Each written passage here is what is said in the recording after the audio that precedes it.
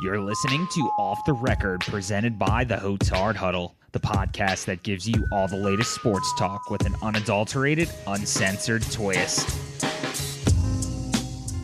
Michael Hotard alongside Richard Fischer.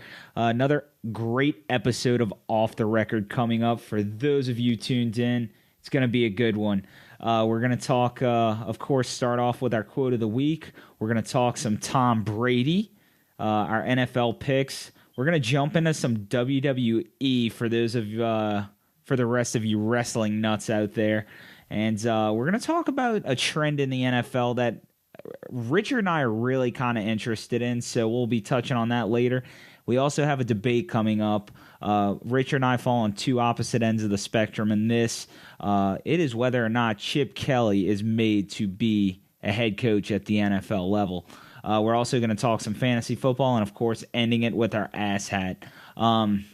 But before we start, Richard, I know it's been quite a few weeks here, man, with the technical difficulties, but you're back, man. So how's it feel? Feels great. Glad you finally got your piece back. I don't know if you were holding out on me or what, but I'm really happy to be back on the show with you, Michael. Been missing you. Drink it in, man. You know it.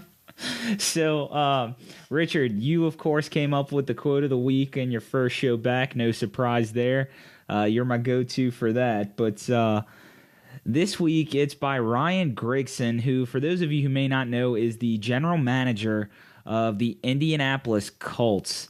He was doing an interview earlier this week, and the Colts are a bad football team, top to bottom, but more specifically on the defensive side, they were talking about it.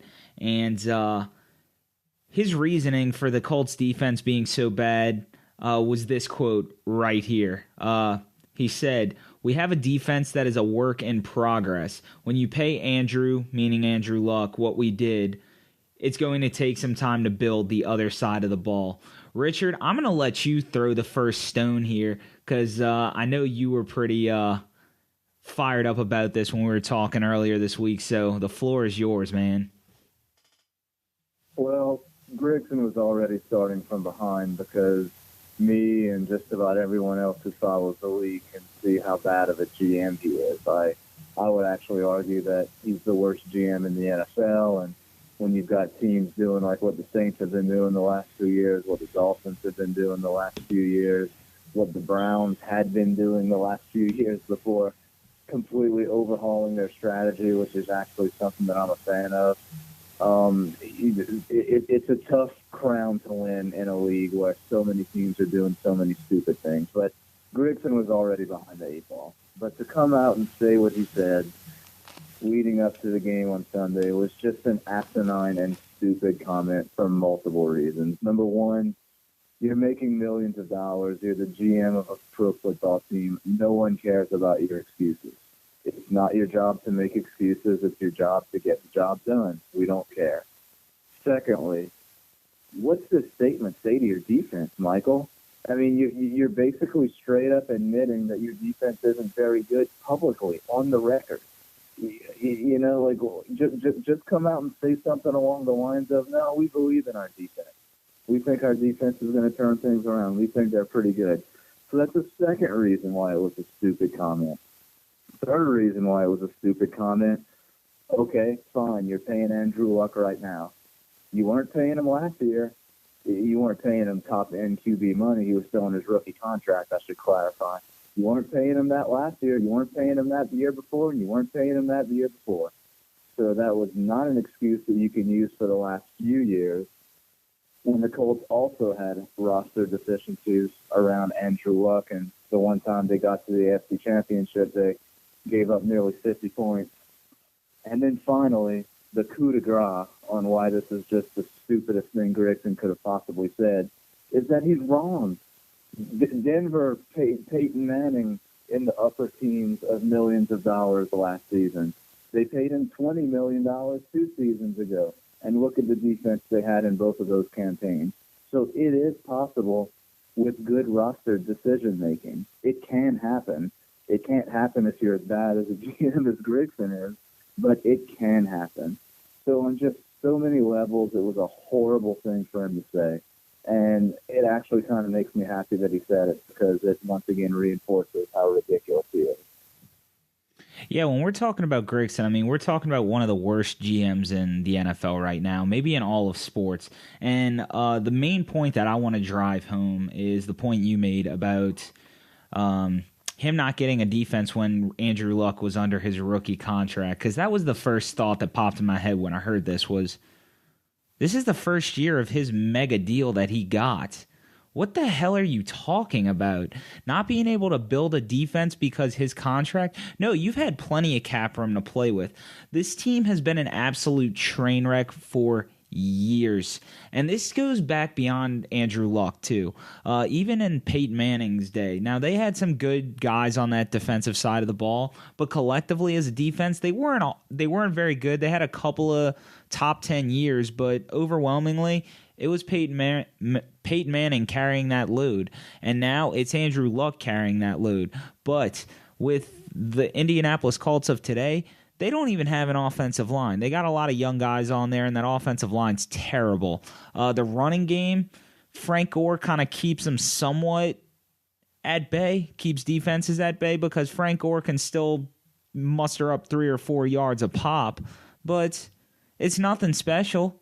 And people are teeing off on Andrew Luck right now, and for him to be putting up the numbers he's putting up this year, I believe he has 10 touchdowns, 3 interceptions. It's remarkable. And all this talk about Andrew Luck, we've heard, is he overrated? Has he been overhyped? Has he been the golden boy? No. Well, yeah, he has been the golden boy, but he's well deserving of it. Andrew Luck's one of the best quarterbacks in the league, period. The problem is he's got a dumbass of a GM running the show, and just like the New Orleans Saints, they got a GM driving the frickin' tiny red car, this circus going on in the front office. Yeah, it's been downhill in Indy ever since they showed Polian the door, which is probably the dumbest firing in the history of sports. Polian was fantastic. Ever since then, the roster's been straight downhill. They've been spending money on high-cost veterans who are past their prime. And then the funny thing is that this past offseason was actually the last offseason that the Colts are going to be able to spend money in free agency because of the cap hit that Luck's contract's going to have in the next few years. So instead of using that last opportunity to improve their team, they basically did nothing this past offseason, which was incredibly curious. That now you basically have the team you're going to have, with the exception of your draft picks for the foreseeable future. So it was just really, really curious strategy by Grigson this offseason, and it just is par for the course for him. Well, the other part of that, too, is the draft picks. They haven't been hitting on many of them, and as long as this clown's in the front office, it's probably not going to happen. So the Colts are going downhill, and they're not doing Andrew Luck any favors. So, and speaking of draft picks, we haven't even brought up trading a draft pick for Trent Richardson, a first-round draft pick for Trent Richardson. Yeah, it's how bad is that doesn't even come up until just now when we talk about his move. Yeah, it's a shit show over there in Indy, and you and I were kind of talking about it. Indianapolis, Miami, New Orleans, these are all some of the worst front offices right now in the NFL. Indy may take the cake, though. Yeah, I've got Indy last right now. I just don't like what they're doing around Andrew Luck, especially on the offensive line. You know, when you've got a franchise, once in a lifetime quarterback, you gotta protect him, and they've just made no effort whatsoever to put anyone in front of Andrew Luck who can keep him clean, and I just don't get it. Like, I feel like, even though it's a flawed plan, I see what the Saints are doing. Even though it's a flawed plan, I see what Miami is doing. I've got no clue what Indy's doing. It's as if they just make it up as they go. Hey, they could be doing that. But as seems to be the trend with this show, we start with something negative or positive, and then we jump right into the opposite because, kind of bipolar on this show, it seems like. But hey, it is what it is. Bear with us. But what you're about to hear is, by the grace of God, one of the greatest covers or parodies of Sweet Caroline you will ever hear. So I'm going to let you listen to that, and then Richard and I are going to talk about the great Tom Brady. It was in the fall. Garoppolo became Brissett. Buffalo sucks. I can't believe we lost that one. Balls. Deflated ball. Tom was out. Crushing me, crushing you. But Tom Brady's back. 3-1. Our balls have never felt so full. So full, so full, so full. You were sidelined. 3-1. I believed we'd never win, but Tom Brady's back.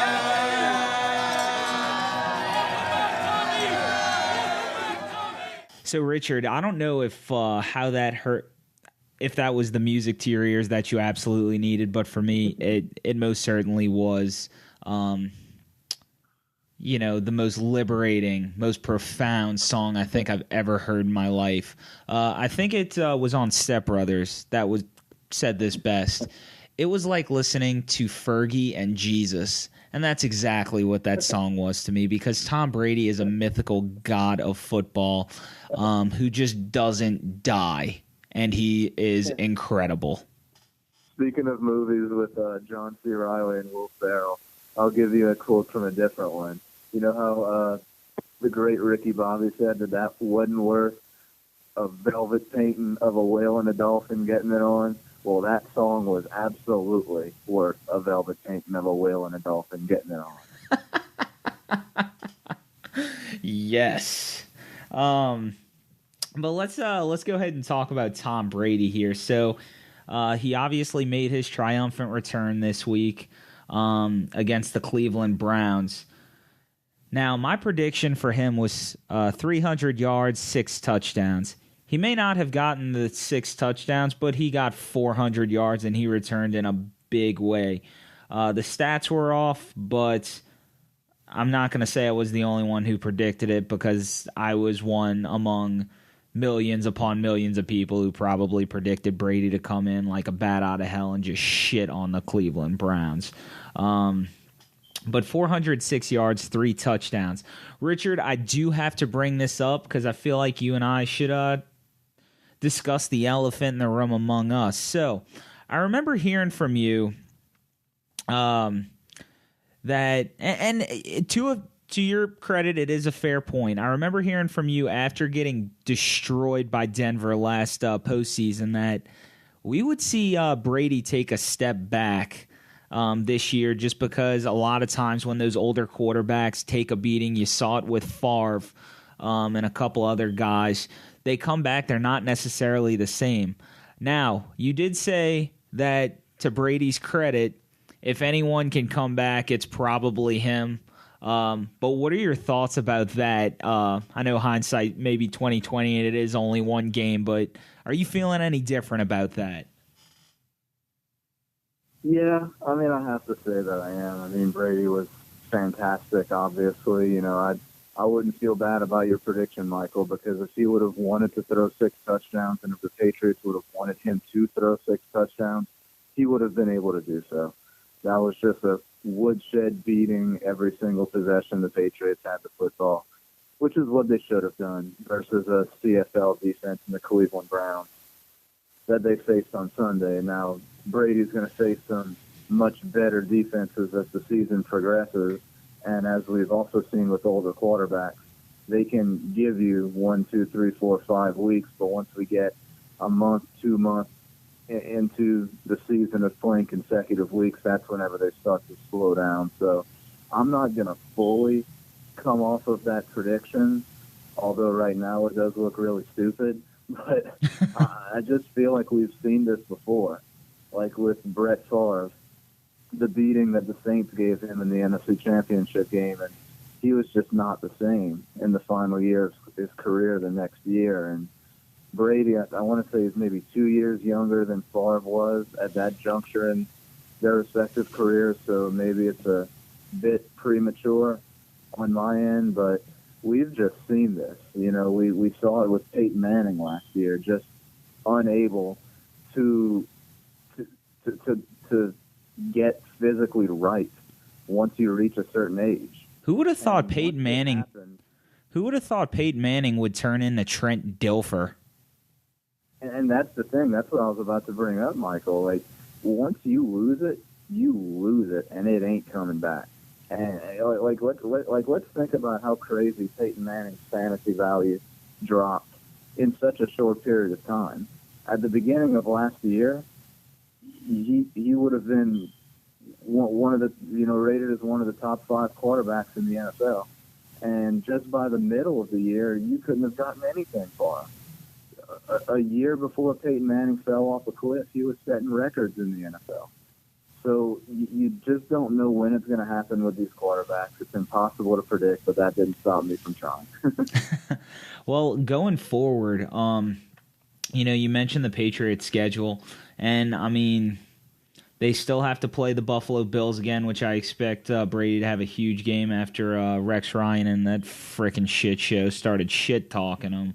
You don't piss off Bill Belichick. Don't do that. You're playing with fire there, and you don't have enough water to put it out. But I had their schedule up last week, and I kind of ran through it, but there are some tough games there. They are going to have to play the Steelers. I believe I saw the Seahawks on their schedule. So there's definitely some tough games there. Because they got matched up with, I believe, the AFC North and then the NFC West, which do tend to have some really tough defenses there. So it's going to be interesting. But ultimately, are we seeing the Patriots dip below 12 wins, or are you not buying that? Getting to 12 wins? Is that what you asked? Yeah. Do you think they're going to 12-4 this year? 12-4, just like they've done the last 4 years? Oh, if I had to go over under 12-4, I'd go more wins than 12-4 right now. Yeah. Just making sure we're on the same page here. A little bit of feedback. Yeah, I mean, I was with the Patriots going 3-1 without Brady, and now they look like they're rolling full speed ahead. I do not think they will be the underdog in very many games the rest of the season. I think they'll probably be the underdog at Pittsburgh later this month, and that really might be the last one. Yeah, and Patriots Steelers was who I had in the AFC title game. I still feel like that's more than likely going to happen, but that Pittsburgh New England game coming up at the end of the month, like you said, that's one I've definitely have marked on the calendar and one I'm looking forward to. But as far as Brady goes,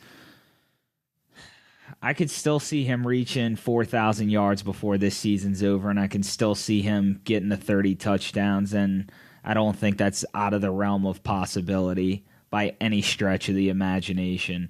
He may have lost 4 games, but throwing for 400 yards, just think about it this way.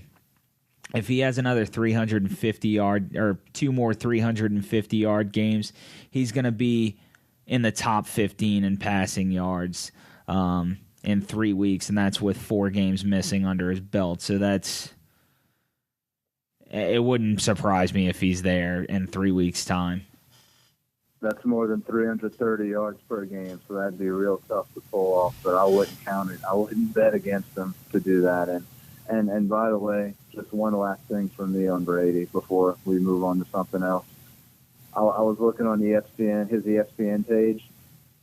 He's only owned in 99.1% of fantasy leagues on ESPN.com. So congratulations to the 1% of America that's complete buffoons. Yeah, I was going to say, if you fall into that 0.9%, you better get your ass on the waiver wire and pick them up. And if you haven't done so already, you're just a stupid idiot. But yeah, Tom Brady. That really blows my mind. Okay, so my wife has him in fantasy. He's been stashed on her bench, and the girl was having a shit show this week of excitement because Brady was coming back. She's finally gonna, have a competent quarterback. What's funny though is she had Marcus Mariota, who of course decides he wants to put up 30 points this week. But yeah, so I know a lot of fantasy owners were happy to have Brady return this week, and he's your starter from here on out. And if you try to sit him, well, as I said, you're a stupid idiot. You just made the list. Oh, no. Oh, here we go. So moving away from Tom Brady here, we now have our favorite section of the show, our NFL picks. I am currently holding I believe, 2-game lead over Richard. I don't have the numbers in front of me. I believe we both went 3-2 last week. So, Richard, after getting off to a slow start, you're climbing your way back, man. But eat a dick because you're not catching up. Ever. That's all right. I trust you to start screwing up at some point here pretty soon, and I'll be able to take the lead. Maybe even this week. We'll see. So, first game that we're going to start off with is the Thursday night game between the Denver Broncos and the San Diego Chargers. I feel like this one's kind of a no-brainer. I'm going with the Broncos. Good. We finally disagree on some of these picks. I'm taking San Diego at home. This team is just so snake-bit. They have to regress back up to the mean at some point. Kubiak's not going to be coaching Thursday night. Simeon's probably going to play, although he's going to be playing with a severely hurt shoulder. I think this is a huge spot for San Diego to save their season. And I'd feel a little bit better about this pick if Denver would have played better versus Atlanta last week. We might have a bit of a letdown on a short week on the road, but I'm going to take the Chargers at home. I don't feel great about it, but I feel okay about it. All right, well, this so far it might get closer or it might get further. So, next one. This one I'm actually really excited about. This is honestly my game of the week. I'm stoked about this one. You just mentioned the Atlanta Falcons beating the Denver Broncos, which I'm going to toot my own horn. I picked that one, by the way. No one wanted to call the Falcons for real, especially in the South. This is a good football team. If that defense keeps improving the way they are and that offense keeps flying high the way it is, that's going to be a tough team to beat. I don't see necessarily a deep playoff run, but this is most certainly a playoff team. And they're running away with the NFC South. But they have a big matchup this week. They're playing at Seattle. Another tough defense, an offense that's starting to find their mojo. I'm actually going to take the Seahawks in this one, and mainly because I think Falcons do need to come down to earth at some point. The Seahawks defense, like I said, still one of the best. Still, they might be the best against the pass. I haven't looked at the numbers, but Richard Sherman, Earl Thomas, Cam Chancellor, that secondary is great. And one of the X factors that I am loving about the Seahawks right now, they have finally started to figure out how to use Jimmy Graham. And I think Russell Wilson down the stretch is going to have a lot of fun with him at tight end. Seattle impressed the heck out of me 2 weeks ago whenever they went to MetLife and just destroyed the Jets. I actually picked up the Jets defense in 2 leagues entering that game because I figured you've got a good pass rush versus a bad offensive line versus a quarterback that can't move. And Russell Wilson took the negative of not being able to move, used it as a strength, and just ripped the Jets apart from the pocket. That's a huge step for Wilson that we've seen that he's able to do that. I'm going to go with Seattle at home also. This kind of feels like the Falcons are playing with house money here, which, of course, could go one or two ways. It means they could kind of take the pedal off the gas and maybe, not necessarily have the same fierce force that they had in Denver last week. Or maybe they can say, let's just go out there and try to win another one and use it to their advantage. I think this game is going to tell us a lot about Atlanta because I still think that defense sucks. And even though the offense has been unstoppable, it ain't easy to play offense in Seattle. It's really loud. You're going against a great pass rush and a great secondary. So I'm taking Seattle at home. I actually think they're going to win by a fairly big margin because, of course, I'm stubborn and I still don't like Atlanta as much as I probably should. So give me the Seahawks. All right, and then next up we have another game which probably, for me, was the toughest one to pick this week. I have the Cowboys at Packers, which is going to be another, I think, good football game. Packers are struggling right now. Aaron Rodgers coming off one of the worst games I think he's ever played. And then the Cowboys, who are white hot right now, riding a 4-game winning streak. But Packers at home, a team with experience. They have the veteran at quarterback. I think I'm going to go with the Green Bay Packers here, although my confidence level on this, it's about 50%. Yeah, this was a really tough call. You know, it's impossible to know how good either one of these teams really are at this point. Dallas just, they haven't really beaten a good team yet, even though Dak Prescott's looked amazing.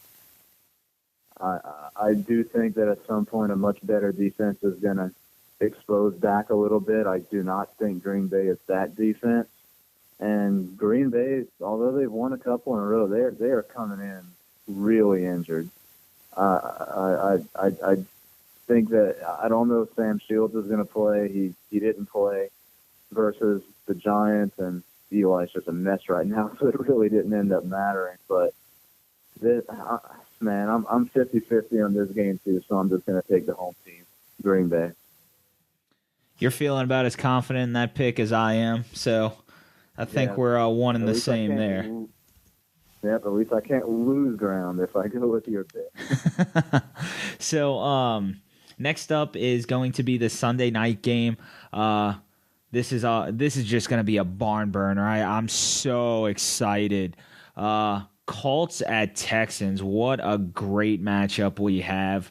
I don't really need to say too much about it. I'm not looking forward to this game. I'm not going to watch it. I'm going to be playing flag football during it, and I'm not upset I'm missing it. But I'm going to go ahead and take Andrew Luck and the Indianapolis Colts. Brock Osweiler sucks.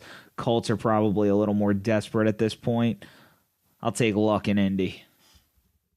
I love to hear you say that because I'm taking the Texans, and I feel great about it. Texans are a completely different team at home than they are on the road. They're at home this week. Indianapolis isn't good anywhere. Honestly, that team could easily be 0-5. I think Houston's a superior team in just about every facet of the game except the quarterback position, and I think we're going to see that Sunday night. Give me Houston, and I do not think it'll be close. And then we have the Monday night game, Jets at Cardinals. Don't really want to have to say too much about this one. Again, not a very appealing matchup. I think Cardinals are starting to kind of rebound a little bit, find their mojo somewhat. So I know Carson Palmer's out, but they still have that great young running back by the name of David Johnson who is torching the league right now, both in the running game and the receiving game. I'll take the Cardinals in this one. Just the brutal opening schedule for the Jets continues as now they have to play back-to-back road games at Arizona. Arizona coming off a bunch of rest having played last Thursday. They haven't announced it yet, but it looks like Carson Palmer will play. I'm going with the Cardinals also. It does worry me, though, that they might not be able to protect Palmer versus that Jets pass rush. And if that's the case, they might not be scoring very many points. But if they can keep Palmer upright versus the Jets' poo-poo secondary and give the receivers time to get downfield, I think Arizona wins in a landslide. It's going to come down to that. I'm not sure what's going to happen. Either way, I'm taking Arizona to either win small or big. So you heard it. We have all of our picks in. It looks like Richard and I are disagreeing on 3 picks this week. So, Richard, if you win this week, You could be looking at a lead, but I'll go ahead and say suck it. It's not going to happen. Always a great color commentator, Richard, always. I couldn't remember the exact quote from Major League that we said the other day. Oh, he's not the best color commentator for nothing. But ball hit, caught. Fly ball, caught. So anyway, that's our picks for the week. So coming up right now, Richard and I are going to fanboy out a little bit here, and it's over one of the best wrestlers on the planet. So we're going to talk a little bit about that. So Chris Jericho, for those who are wrestling fans, for those who may not be wrestling fans, if you don't know who Chris Jericho is, you better get to know him because the guy is amazeballs. He's a true veteran in wrestling. Also one of the guys who doesn't have a huge ego. He lets the younger guys go over when he faces them, unlike that dumbass Hulk Hogan, who is a complete and total douche. Hulkamania can run wild elsewhere. I'm glad you are not allowed back in the WWE. You suck. Chris Jericho, on the other hand, this guy, he's in a band called Fozzy, so he'll disappear for a year, go on tour. He'll show back up, and he'll completely remind you of why he is the greatest or one of the greatest heels in pro wrestling. And Richard and I were talking about this earlier this week. And he and I both feel like he's in the top 5 as far as wrestling's concerned, just because no matter what he does, he just sells the ever-loving shit out of it. And quite frankly, what he's doing in WWE right now is one of his best runs I think I have ever seen. And it's for 3 reasons, and it's the 3 phrases that he made popular during this just run that would not work for anybody else. So these are 3 phrases that he made popular just in the last year, and he's over. People love it. It's hilarious. It's perfect entertainment. First is something simple. Stupid idiot. You've already heard me say that several times on this show. Yeah, it's because Chris Jericho. Thank you, Chris. And then you just made the list. Again, shouldn't be as funny as it is, but Chris Jericho sells it brilliantly, better than anyone. And then this one, Richard, you know what they're going to get? I think I know what's coming. It. A stupid word like you gotta it. Make your eyes real big. Right, you got to make your eyes real big. But if you can, just go look up Chris Jericho. He's fantastic. So those 3 phrases, stupid idiot, you just made the list, and the word it. And he's more over than just about anyone on the roster right now. Oh, and he's also best friends with Kevin Owens. I have to give his best friend Kevin Owens a shout out because they're the 2 best friends anyone could have. And if the world doesn't have Chris Jericho and Kevin Owens, then the world's going to shit. And, you know, with the current presidential election we got going on right now, we need Chris Jericho and Kevin Owens, even though they're Canadian. It doesn't matter. Yeah, that'd be quite the running mate ticket, don't you think? I'd be all about the U.S. just completely revamping the rules and saying, all right, you know what? Now Canadians can run. Because Chris Jericho and Kevin Owens, you put them in the Oval Office, nobody fucks with America. Done. They just have the perfect comeback for everything. Right. But, yeah, I mean, I'm right with you on Chris Jericho.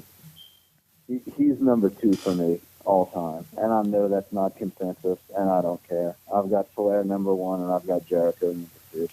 I like your number 1 pick. I like your style. Yeah, I mean, to just go a quick tangent on Flair, I mean, it's really a lot of the same reasons why we love him. Always willing to lose, always willing to put someone else over, always willing to reinvent himself and give the fans the best possible show that they could possibly take with their money. Same thing for Jericho. I mean, it's the way that he reinvents himself constantly over the years, and it feels like every new iteration of his career is better than the last. And it's just unbelievable that he can change fundamentally. Like it always comes back to the same general theme, but he can basically change fundamentally who he is, and yet it always seems to be better. And it just blows my mind from the suit Jericho kind of leaving behind all the Y2J stuff. And of course, all the great Y2J stuff before that. Then you've got the fake take in the adulation of the crowd Jericho, if you recall that, which was kind of the perfect way to mock the fact that if you're a legend, you get cheered when you come back no matter what. I know it's kind of a way to turn it back on the fans to what he was whenever he first came back his latest time to what he is now. It's just, he's incredible. He's my favorite, and I'll watch Chris Jericho every day of the week that I can. Yeah, it's funny. I told one of my best friends who I grew up with, he and I used to, when we were, 8, 9 years old and talking on the phone was the cool thing. We used to sit on the phone and watch wrestling and talk about it as we're watching it. And he was always a huge Jericho-holic. And I literally texted him 2 days ago and said, look, I know you're not into wrestling anymore, but I know you're a huge Chris Jericho fan, and if there is ever a time to get back into wrestling, just go look up Chris Jericho's stuff and start watching before he goes again in a couple of weeks, because it is amazing. But yeah, he's one of those guys, like you said, he just reinvents himself, and every time he makes you believe that he's back and he's better than ever, as much as we hear that stupid cliche in the WWE. Jericho's one of the few guys who actually makes you believe it. Yeah, and I think maybe his best quality of all is that everyone that works with him is better for having done this. Like, he's just so great at putting his opponent over, to just an insane degree, and he's always willing to put the next generation over. And that to me is what wrestling is all about. Everyone has their time in the sun. What do you do with your time whenever you're not that guy? Do you pout? Do you complain? Do you check out? Or do you do like Jericho and you make sure to put everyone else over and make them better for having worked with you? Yeah, I'm with you. And, the guy that you mentioned first on your list, Ric Flair, he's another guy that does that. Jericho and Ric Flair, I believe, have a close relationship outside the ring. So it's no surprise that both of them kind of hold that same mold. And the reason I'm going to talk about Ric Flair for a second is because I know somewhere, wherever Bob, meaning my dad, is listening to this, he's wooing like a madman because he and I grew up huge Ric Flair fans. So, and I don't know if you saw this video on YouTube, but still at his age, I don't know how old Ric Flair is. He's probably pushing 70. Still at his age, he's going out to bars, getting drunk, and lining up women to take a shot at the champ. Check out that video. It just came out a couple weeks ago. I think I might have stumbled across it because it sounds familiar, but Ric Flair, man, that guy's a legend in every sense of the word. So, but yeah, man, Chris Jericho, Ric Flair, any of those guys, I'll take that all day, every day. But we had to give a shout out to Chris Jericho on here and fanboy out a little bit. You can't blame us. But coming up, we have a very unique phenomenon going on right now in the NFL. I cannot wait to talk about this. And it's at the quarterback position. Right now, there is a young crop of guys who we'll mention here in a second.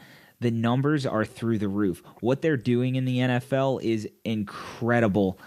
And most of these guys most of them are rookies, and then one of them has been in the league for 2 years. So let's go ahead and jump right into that, Richard. So right now, let's go ahead and start with the guy who is getting a lot of hype right now. Well, one of the two who's getting a lot of hype. Dak Prescott over in Dallas. I just want to kind of talk about these four guys. So we got Dak Prescott in Dallas, Carson Wentz in Philly, Trevor Siemian in Denver, and Jimmy Garoppolo in New England. So those four guys right now this season have a combined record when they start at quarterback. Let me add this up real quick. So we got 12-2 between those four guys. You're talking about 3 rookie quarterbacks and a second-year signal caller. Garoppolo, who played 2 games for New England, and Tom Brady's absence before getting hurt. 117 quarterback rating, 70% completion, nearly 500 yards, 4 touchdowns. Then you go over to Trevor Siemian, 99.6 quarterback rating, 3-0, and I put an asterisk next to it because he did technically start against Tampa, which they won that game as well, but he only threw 8 passes. 67.3% completion, 824 yards, 6 touchdowns, 3 interceptions. Then you have Carson Wentz, 3-1, 67.4%, 1,007 yards, 7 touchdowns, 1 interception. Then you have Dak Prescott, 101.5 rating, 4-1, 69% of his passes, 1,200 yards, 4 passing touchdowns, 3 rushing. Now, I know I just threw a lot of numbers at you, but just go look up these 4 guys, because that 12-2 record, and then you start talking about the yards, the completion percentage. Not one of these guys has completed under 67% of their passes. That is remarkable. Most guys aren't doing that who are 10-year vets, and every single one of these guys are completing high percentage of passes, throwing touchdowns, not turning the ball over, and winning football games. That is absolutely remarkable. All right, go ahead when you're ready. All right, 3, 2, 1. Yeah, absolutely. You really have to be impressed with these quarterbacks. And I think what impresses me more than the way these quarterbacks are played is the culture that surrounds these organizations that allows these quarterbacks to play the way that they have. It's really a success. It breeds success in these cultures. It's 4 very strong organizations. I know I'm maybe going out a little bit on a limb of saying that Philly's a strong organization, but I really like what they're building with their new coaching staff with Doug Peterson and just the different wrinkles that they have every week and the way that that team looks so prepared to play in the 4 games they've played so far this season. But for John Elway and Denver, Trevor Siemian's in a great spot to be successful with the offensive line, the skill position players, I can't believe I'm saying this about Dallas, but the coaching stability that they've had over the last few years. Dak Prescott's in an awesome opportunity to succeed, and I really don't have to say much about Bill Belichick and the culture that they have in New England, and Jimmy Garoppolo and the way that he played in the 2 games that he played so far this season. It's really impressive. There's a lot of reasons that go into why young quarterbacks are seemingly more successful in recent years than they were in the past. We saw some of this with Russell Wilson, another strong, stable, good culture in the NFL. We saw this with Colin Kaepernick back when Harbaugh was in San Francisco. So to me, it really comes down to the coaching and the culture, and these 4 quarterbacks, on top of being very talented and committed to their craft, they're fortunate enough to be drafted to a team like this, and not Jared Goff, who's got a defensive head coach and a quarterback coach who wasn't coaching in the league a couple years ago, and just a mess of an organization. Yeah, Doug Peterson, I'm glad you brought him up. What he's doing right now in Philadelphia, especially with Carson Wentz, is remarkable. That's a pretty solid football team, and one that kind of came out the woodwork. And then, again, division rival Dallas, we saw Dak Prescott in the preseason, what he was doing, and I remember you and I talked about him and how much of a surprise he was and would it translate over into the regular season. It certainly has. Of course, Jerry recently came out and said Romo's their starting quarterback. Some people have knocked Dak for the dink and dunk offense he's running per se. But hey, when you got a back like Ezekiel Elliott, let him develop. Why throw him to the Wolves right now? Maybe he doesn't win a Super Bowl by playing the dink and dunk game, but long term, I'm okay with protecting a guy for a few years, letting him develop, because either way, you can't argue with the numbers. He's doing what he has to do to win football games, and that team's 4-1, and no one really kind of gave them much of a shot after Tony Romo went down. So hats off to him. Trevor Siemian, I know he's got a huge defense behind him. He's got some good receivers there in Emmanuel Sanders, Demaryius Thomas. But nonetheless, this I believe he went to Northwestern State, if I'm correct on that. Northwestern, yeah, in the Big Ten. Oh, okay, Northwestern, not Northwestern State. Okay, so Northwestern, the Big Ten, and you know, it's not a really good football school. Carson Wentz out of South Dakota State. You got Dak Prescott, Mississippi State, and for the life of me, I can't remember where the hell Jimmy Garoppolo came from, and I did a friggin' story on him not too long, or a couple of years ago. But all these guys. Northern Iowa or Eastern Illinois, wasn't it? Yeah, that's right. Because I remember talking about the ties with Sean Payton and stuff, because there was talk about him potentially going to the Saints. Why they didn't do that, I don't know. But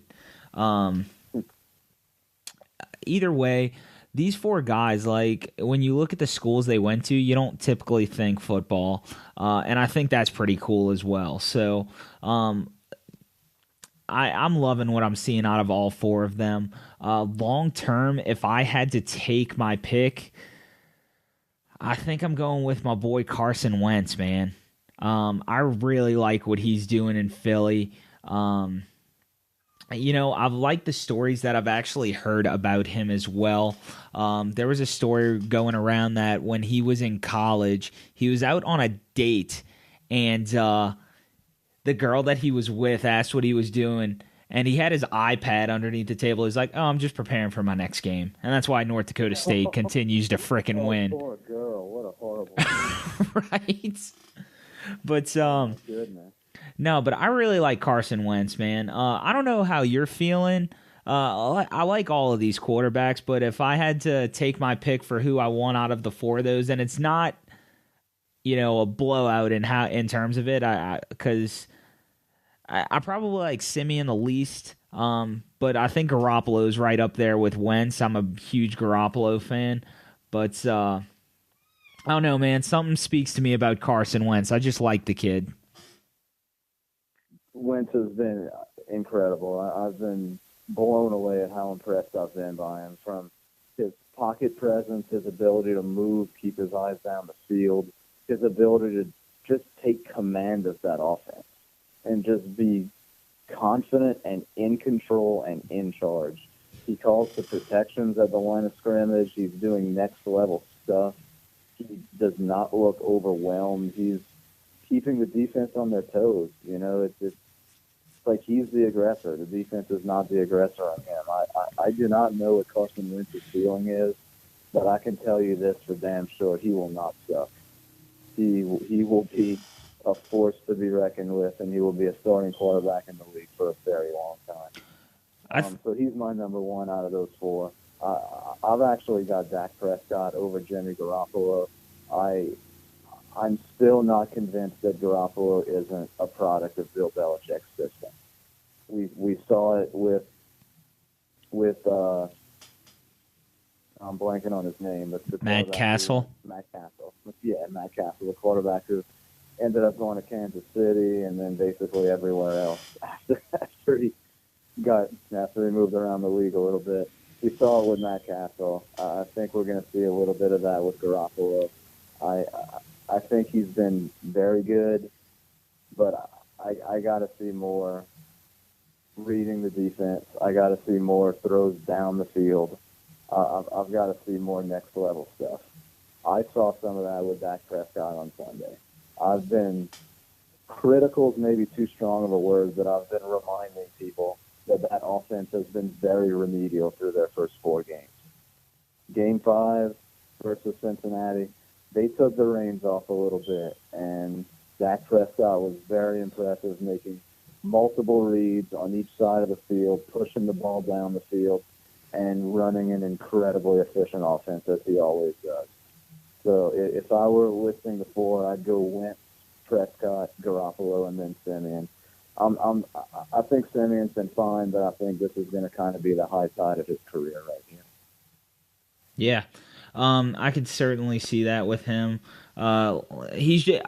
out of all of them, I mean, I feel like he's got the best situation. He's got a good defense there, and as I mentioned, he has some receivers to play around with. Dak Prescott's kind of finding his rhythm with Cole Beasley over in Dallas as Des Bryant's being a bitch. And then Carson Wentz, I love that he's kind of spreading the ball around. There's really no kind of go-to for him just yet. I think that could develop with Zach Ertz coming off of his injury. I could see Zach Ertz having a huge second half of the year here, and I'm not just saying that because I picked him in all 3 fantasy leagues, but I think Zach Ertz and Wentz, I think that could be a duo you hear for years to come. And then on top of that, with Carson Wentz too, Doug Peterson, this could be the next great quarterback coach combo that we see. I'm a big believer in what Philly's doing. Me too. So I think Peterson. I'm predicting him to win Coach of the Year right now. I think that team's going to find a way to win 8 or 9 games. That's not a very good roster, and to be able to do that with a rookie quarterback, it's just incredible. Yeah, it's going to be interesting. But all 4 of those guys, what they've done early on in this season, it's been absolutely remarkable. And like I said, if you don't believe me, just go look at the numbers. Numbers don't lie, and I'm really, really anxious to see where these 4 guys go. And then, like you had mentioned, Russell Wilson. You also got Jameis Winston floating around in the league. Derek Carr, who's looking like an MVP candidate right now. I don't think we've ever seen a better young crop of quarterbacks with promising starts to their young careers. So I'm super stoked to see what this league's going to look like in 3 or 4 years. Yeah, we've seen some bad football games so far this year where neither team has a quarterback. Case in point, the first half of that Thursday night game last week between the 49ers and the Cardinals, and it ain't pretty. So to see all these young quarterbacks, that's very good news for the future of the league. Definitely. So let's go ahead and move away here. We're going to debate about something that Richard and I are on opposite sides of the fence here, which doesn't happen often, so I felt like it had to be put in here. But we're going to talk a little bit about Chip Kelly right now. Chip Kelly obviously had a great run at Oregon, came to the NFL, went 10-6 in each of his first 2 seasons. And since then, since December of 2014, he is 8-15. Not a very good record as of late. He's currently 1-4 with the San Francisco 49ers, which to his defense is an absolute dumpster fire of a roster. They ran that franchise into the ground so quick after Jim Harbaugh left. But Richard, you feel like Chip Kelly is a formidable NFL coach. I don't.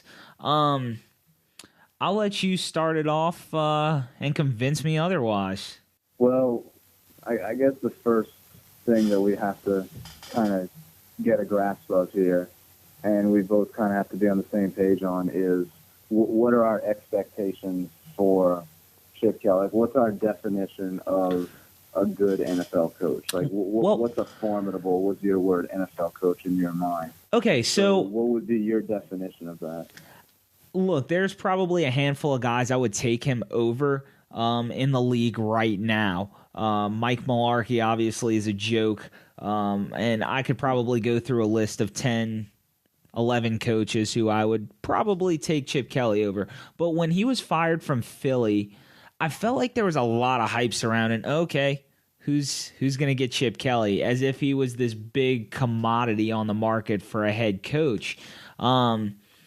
And that's kind of where I fell out of it, because I'm like, well, why? Just why? I don't see him as being a huge draw. If I have a franchise, there's plenty of guys I'd try to go after before I'd go after Chip Kelly. And like I said, whenever he was canned from Philly, I felt like people were ready to jump on board with the next Chip Kelly project. That's kind of why I'm not a huge believer in him, because I think he's just vastly overrated. I'll tell you why. He was portrayed as a sought-after candidate, because in 2 seasons in Philly, his first 2 seasons, the dude went 20-12 with Nick Foles, Mark Sanchez, and Barkley, the quarterback from USC, Matt Barkley, as his 3 quarterbacks. And the guy won 20 games and lost 12. Only made the playoffs once, won the division once, but that's really impressive to win that many games in this league with that level of quarterback play. Year 3 was a disaster. No one can deny that. I'm not going to deny that. But I think it was for 2 reasons. One may follow him to San Francisco, granted. The other one will not. The problem that will not follow him to San Francisco is that he's not going to have player-picking decisions to make with the 49ers. He was a disaster at that with the Eagles. No one's going to deny that. It was absolutely brutal. And by the way, great job by the Eagles to undo some of the bad that he did. You know, getting rid of Alonzo, getting rid of Maxwell, actually getting picks in the process. Looking into being able to trade Sam Bradford to get back some of the picks that they traded for Carson Wentz. Great job by them. But back to Chip Kelly. So that's the first thing. The second thing, and this might follow him to San Francisco, and I've got to admit this with a caveat. He really lost that locker room. The players did not respect him. They did not want to play for him. And X's and O's are only part of the job of being an NFL head coach. You've got to have players that believe in you. They got to be buying what you're selling. They were not buying that in Philly last year. So we'll see in San Francisco. The jury will be out. But from an X's and O's NFL football coach perspective, Chip Kelly is one of the best 15 coaches in the NFL. I will. You're going to have a really hard time persuading me otherwise. So before I get into the last point you were making about the X's and O's, first and foremost, like I said, this his record of 8-15 since December of 2014 is abysmal. And this is a league of not what have you done, but what have you done for me lately. So the track record's starting to fall a lot. Now, I'll give him his credit. He did go 20-12 with those quarterbacks that you mentioned. And in that second year, they won 10 games and missed the playoffs. So you can't say that's a bad season. 10 wins is never a bad season. You just got the short end of the stick there. But that 8-15 scares me. And you hit on a couple of points I was already going to make. He's a control freak, and he lost that locker room because of his wanting to be the alpha male, wanting to run everything. This isn't college where you can get away with that. That's why Nick Saban flopped out of the NFL, because he's a control freak. There are some coaches that can do that and get away with it in the NFL. I don't see Chip Kelly as being one of them. And then, as you said, the caveat of bad moves he made. He ruined DeMarco Murray, who was the hottest free agent signing that year. He traded for Sam Bradford, which turned out to be an absolute disaster because he didn't seem to fit his system at all. He outright cut Deshaun Jackson coming off of a career year instead of trading him. And as far as the X's and O's standpoint, I have no doubt that he can find talent who will fit his system, because it worked at Oregon like magic. But he said something after their most recent loss, and that's, we're evaluating all talent. The whole evaluating all talent, this isn't college. He's got to get that through his head. But there were several rumors about the reason he left colleges. He didn't like the whole babying people, this and that, because that's kind of what you have to do when you're dealing with kids.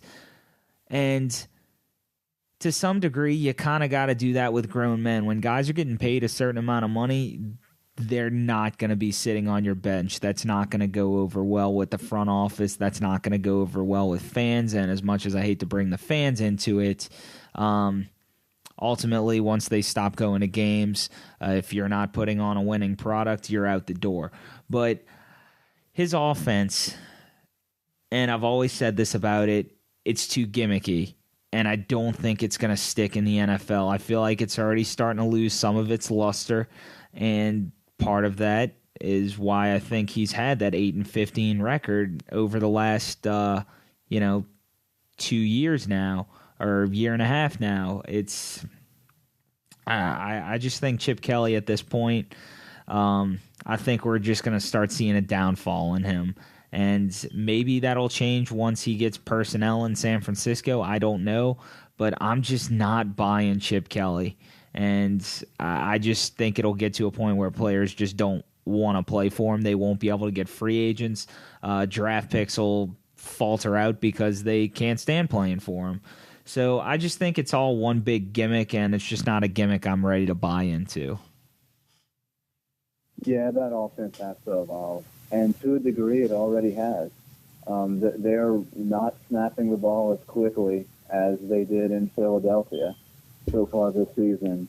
You're seeing more checks at the line of scrimmage to help the offensive line out than you did in Philadelphia. So I think he is evolving a little bit. But there is one thing that we're both going to agree on, and that's that he's more cut out to be a college football coach than a pro football coach because of all the control freak things that you mentioned. Despite that, I still think he has potential to be a very good NFL coach. And Chip Kelly, to me, is kind of like the personification of the Peter principle, that basically in work we get promoted to the level of our failure. That we succeed at one job, we get promoted, we succeed at that job. That basically happens until we reach a job that we fail at. So it's kind of a principle that everyone in professional business is a bunch of failures because we're a job higher than we should be. To me, to some degree, that might explain Chip Kelly, because he's way overqualified to be an NFL offensive coordinator. He's overqualified to be a college football head coach. But maybe he's a little bit underqualified in the minds of you and many others to be an NFL head coach. I just look around at the league, Michael, and look, I'm not saying he's a top five coach, probably not a top 10 coach. I'm not saying that. I'm just saying that you look around at some of the awful coaching that's in the NFL right now. I'm okay with taking a roll on the dice with Chip Kelly. I mean, who else are the 49ers going to hire, realistically? No one with the ceiling that Chip Kelly brings. So why the heck not? Just go for it. Well, in San Francisco's case, I mean, they were a dumpster fire after, like I said, getting rid of Harbaugh, who is the best coach in the world, period. And that's Jim Harbaugh, for those of you who may not know, not John. But if, for example, Chip Kelly were to go back to college, if he were to go to LSU, that's always been a hire. I've said if LSU can pull the plug and make that happen, dude, do it. Because I think Chip Kelly is a college coach. I think he's better suited for it. I just don't think the control freak mentality is going to go over well with a locker room full of alpha males. And Kelly knows that paycheck isn't going anywhere ever. That he can coach the 49ers for 1, 2, 3, 4, 5, 10 years. At any point, if he wants to go back to college, he's going to be able to get a blank check from some big program somewhere. Yeah. So from his perspective, keep going at the NFL. Keep trying it. Yeah. No, it makes sense. But, yeah, for all those reasons, I just, like I said, I just can't get behind Chip Kelly. We'll see how the experiment goes in San Francisco. It had a promising start in Philly, and it ended miserably. And it's off to a rough one in San Fran, but I can't completely fault him for it, as I said, because that place is a train wreck. So we'll see what happens in a couple of years, but I'm willing to bet that fire is going to burn pretty quick. So I'm going to go ahead and move on here to some fantasy football. We'll make this pretty short and sweet, but I have a couple of bets that I have to address right now. So let's hop right on over to that. So the first bet I have going in fantasy football is with my good friend Richard here, and we touched on it last week on the episode, and I wanted to give Richard a chance to give his 2 cents on it. So Stephon Diggs, Willie Snead, whoever has most receiving yards at the end of the year wins the bet. I have Diggs. After making a trade for him, I was willing to make that bet with Richard because I traded Snead and one shitbird to get him.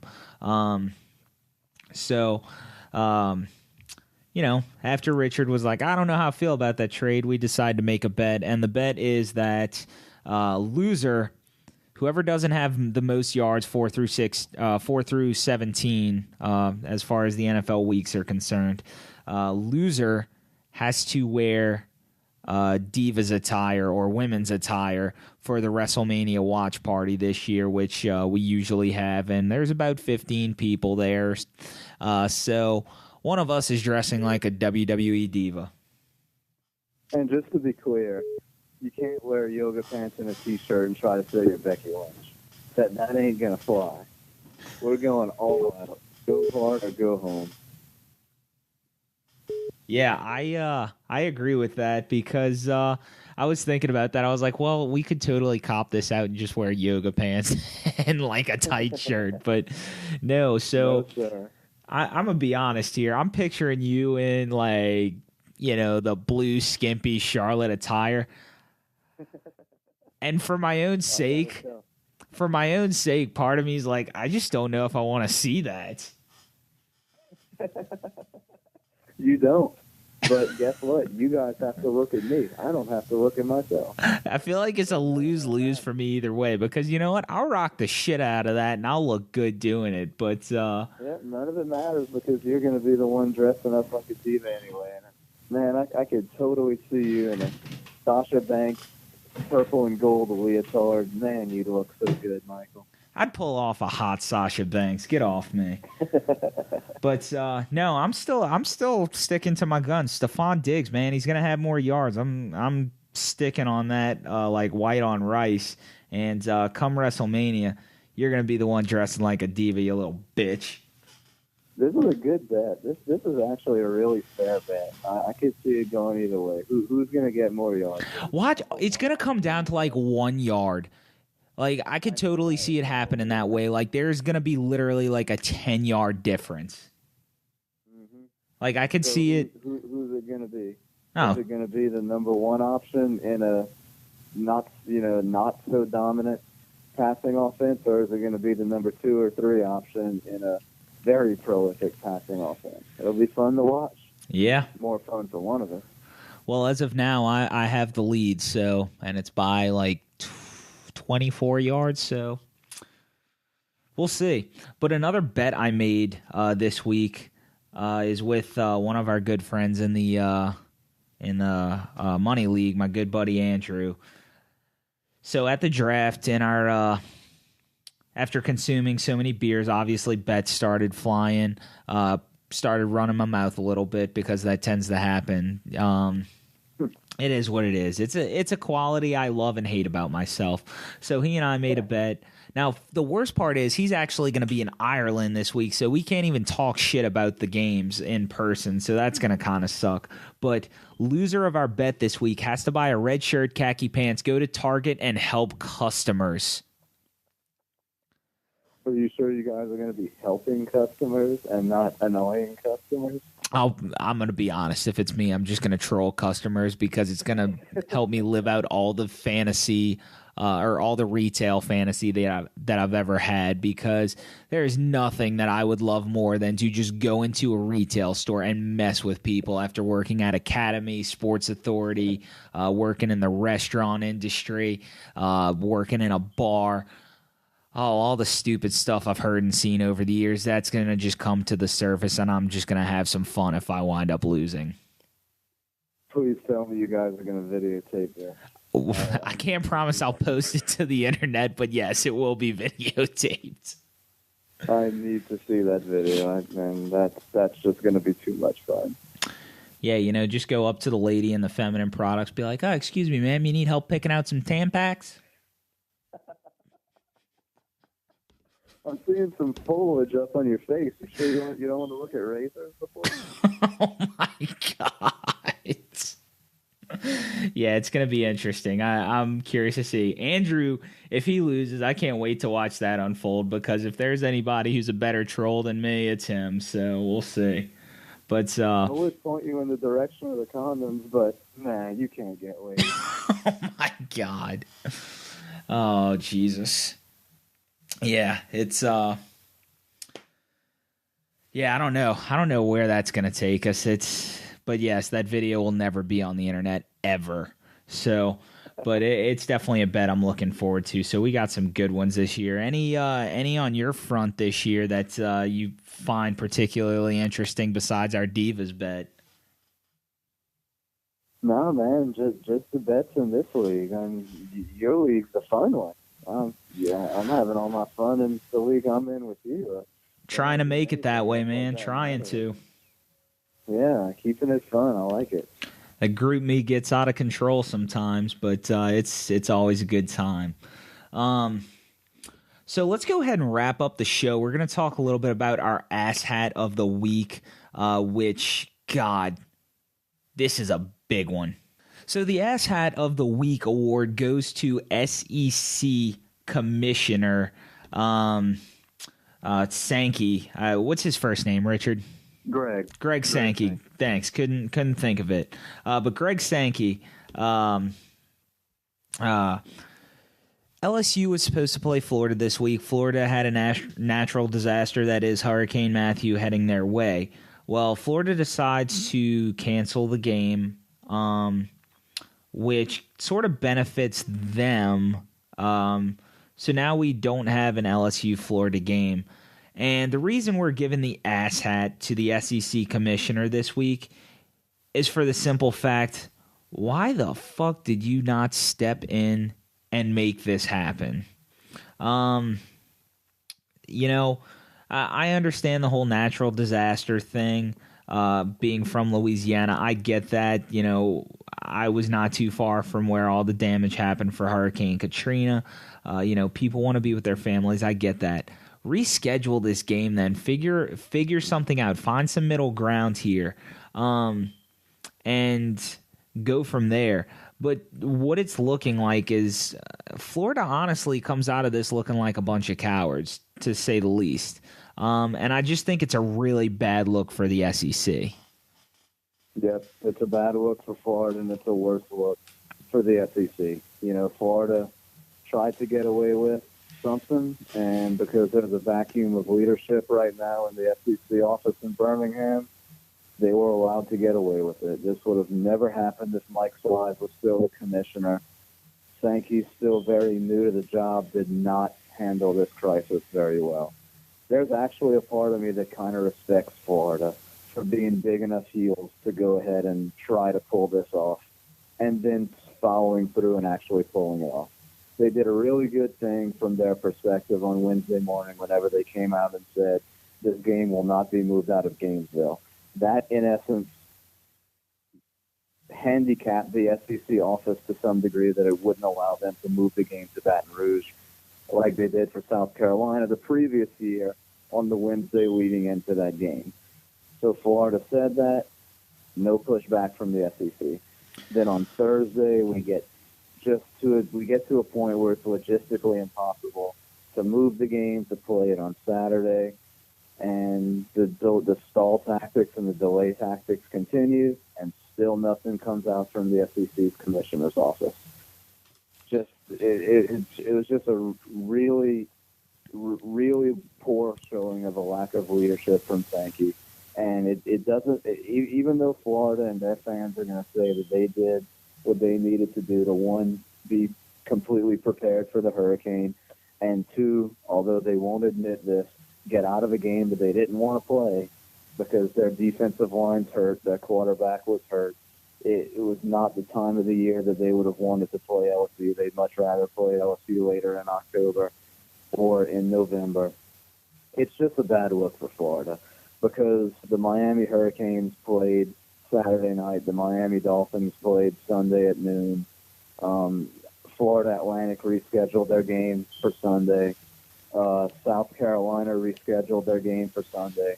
North Carolina and NC State played during the reign of the storm on Saturday.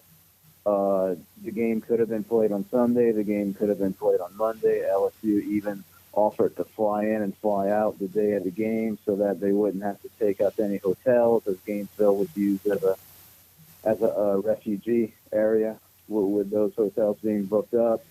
Still, Florida didn't have any of it.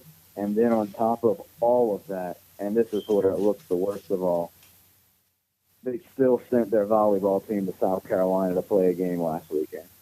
They still sent their soccer team to Mississippi State to play a game last weekend. So they were okay playing those games. They were not okay playing football. And this has not been confirmed, so I have not seen this officially, but there were rumors that Florida hosted recruits on campus on Saturday. And if that's the case, then that's the most despicable part of this whole story. So it looks bad. It could look worse if that's true, but it's just bad all around, and it looks like LSU is going to be the big losers here. And maybe Tennessee. If Tennessee loses to Alabama, the LSU-Florida game doesn't get played. And even though Tennessee beat Florida, Florida might go to the SEC championship game having only played 7 conference games. You know, and this is why people have so much issues with the NCAA and with the higher powers that be in college sports, and it's because of crap like this. The SEC, the NCAA, whoever is above Florida should be stepping in and saying, no, fuck that, you need to play this game. You wouldn't see this happen in the NFL. You wouldn't see this happen in professional leagues. They would find a way to get the shit done, which is why I generally gravitate towards more professional sports, because it's better run, in my opinion. And, you know, I'm going to tell a little story here about a couple of years ago when Nichols, I was working for the football program, and they played Oregon State. There was a hurricane that hit here. The game got canceled, and it wound up getting rescheduled for December. So we wound up traveling to Oregon State, to Corvallis, to play the Beavers in December. And now, granted, Oregon State kicking the shit out of us could help their postseason bid and all that stuff, but ultimately they didn't have to play that game. They could have went into the postseason with, fully healthy team, not worrying about any kind of crazy injuries. Although I doubt that would happen against Nicholls State, but that could be a risk.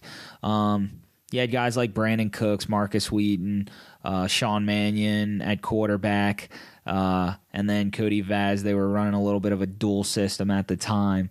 All those guys played. They wound up kicking the crap out of us. Nichols gets paid. It's kind of a win-win for everybody. They got their little tune-up game, but they didn't have to do that. Nichols didn't have to do that, but it shows some integrity of sticking to it, making it happen, and the fact that Florida's bailed out on all this just proves one thing to me, that they're a bunch of cowards. And again, I'm not an LSU fan, so this isn't an LSU fan talking here, but grow a pair of testicles. Just grow a pair. It's pathetic. There's just so much stubbornness that has caused us to get to where we are. Like, there's no reason whatsoever that the game couldn't have been scheduled in Gainesville on Sunday or in Gainesville on Monday. And then if the hurricane ended up being much worse than we thought it was going to be, you could then come back later and cancel the game after that. We would have known by the early hours of Saturday morning exactly how bad that hurricane was going to be in central to northern Florida. So it was stubbornness on Florida's part to not want to move the game out of Gainesville. Now the page has kind of flipped a little bit. And now it's stubbornness on LSU's part, as LSU, to their credit, I would say, is saying we don't want to play on November 19th. We don't want to cancel our game with South Alabama. They want to hold up their end of the bargain with South Alabama, and of course they want the money that's going to come from having a 7th home game this season and not have to pay out South Alabama to get out of that game. So LSU is going to be stubborn there and say that they don't want to play on that date. I think that if they beat Alabama, They beat Ole Miss. They beat Texas. Well, they're coming up on the Texas A&M game coming later in the season, and they see that they would need that game to win the SEC West. I think suddenly they're going to have a change of heart. But right now, LSU is being a little stubborn. So as we say right now, there's 4 things that can happen. They can either move the LSU-Florida game to October 29th, and move the world's largest outdoor cocktail party in Jacksonville between Georgia and Florida to October 22nd, which, of course, the city of Jacksonville won't be very happy with. There's a home Jags game on that 23rd. They'd basically be losing a weekend of revenue, as would be all jam-packed in that weekend before. LSU would lose their bye before the Alabama game, so that's not exactly the favorite alternative of everyone. They can play the 19th, where LSU has to cancel South Alabama. Florida has to cancel Presbyterian. Then LSU would either have a short week to go to A&M on the following Thursday, or maybe they move that game back. So you're either messing with Georgia's schedule, you're messing with A&M's schedule.